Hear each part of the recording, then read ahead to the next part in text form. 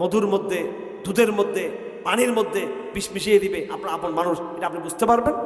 আপনার বউ যদি বিশ্বাসঘাতক হয়, আপনার স্বামী, বউয়ের স্বামী যদি বিশ্বাসঘাতক হয়, আপনার সন্তান যদি বিশ্বাসঘাতক হয়, আপনার বাবা যদি বিশ্বাসঘাতক হয়, আপনার বোন যদি বিশ্বাসঘাতক হয়, আপনার মা যদি বিশ্বাসঘাতক হয়, আপনার ভাই যদি ঘরের ভিতর হয়ে থাকে, এখান থেকে বাঁচার উপায় আছে নাকি? বাঁচার উপায় নেই। এটা হলো পিঠের পিছনে ছুরি মারা। মানুষ লড়াই করতে পারে, সামনে বুকে ছুরি মারলে মানুষের ঠেকিয়ে দিতে পারে, পিছনে যদি আপন বন্ধু ছুরি মেরে দেয় মানুষের ঠেকাতে পারে না। আখেরি জমানায় মুসলমানদের সমস্যা কি? মুসলমানদের সমস্যা মুসলমানদের ঘরের ভিতরে। কিসের ভিতরে? মুসলমানদের ঘরের ভিতরে। আমার ভাইয়েরা, হাসিনা চলে গিয়েছে আজকে 1 বছর বেশি হয়ে গেল, কিন্তু বাংলাদেশে কি শান্তি প্রতিষ্ঠা হয়েছে বলেন আপনারা? এখন তার আওয়ামী লীগ নাই, আওয়ামী লীগের গুন্ডা বাহিনী নাই, সেই গুম খুনের র‍্যাব যেটা করতো সেটা নাই। এখন কেন বাংলাদেশের মানুষ শান্তি পাচ্ছে না?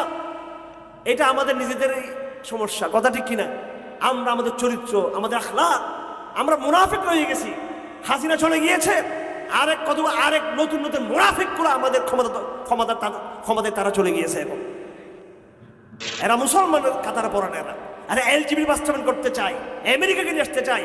হাসিনা আমাদেরকে কুমিরের পেটে নিয়ে ঢুকিয়ে দিয়েছিল, ভারতের পেটে ঢুকিয়ে দিয়েছিল, আর এখন যারা আছে তারা আমাদেরকে আমেরিকার পেটে ঢুকিয়ে দিতে চায়। কথা পরিষ্কার। আপনারা হয়তো ভয় পাবেন, হুজুর সবাইকে শত্রু বানিয়ে খিলাম। সবাইকে শত্রু বানাই নাই, এই জনগণকে নিয়ে আরেকটু যুদ্ধ হবে ইনশাআল্লাহ। বাংলাদেশকে আবার মুক্ত করতে হবে।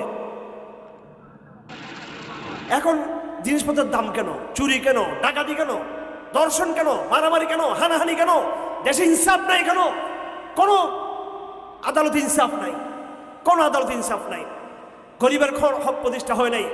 অথচ যদি কোরআন যদি প্রতিষ্ঠা করা হতো, 1 বছরের ভিতরে কোরআন ইনসাফের বাংলাদেশ প্রতিষ্ঠা হতো। কোরআন প্রতিষ্ঠা হলে সাম্যের বাংলাদেশ প্রতিষ্ঠা হতো। কোরআন প্রতিষ্ঠা হলে শান্তির এক বাংলাদেশ আমরা দেখতে পারতাম।